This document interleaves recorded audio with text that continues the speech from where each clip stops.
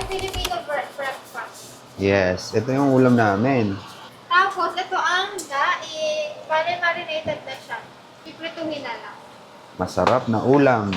Yan. Kaya hindi pwedeng mawala ang talong. Perfecto, di ba? Sarap ng ulam namin. Luto muna kami ng talong para meron kami vegetables. Sabayan natin ng coffee.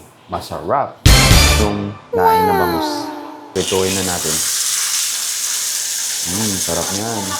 Nagkakamay lang. May itlog sa umaga. Tapos meron ka pang kasamang mga hayop. Ito na yung luto. Ito na yung kakainin namin ngayon.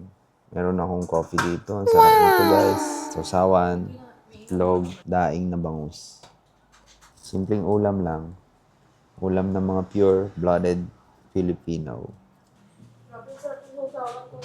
Kaya nga eh. Sarap nito. Ang sarap.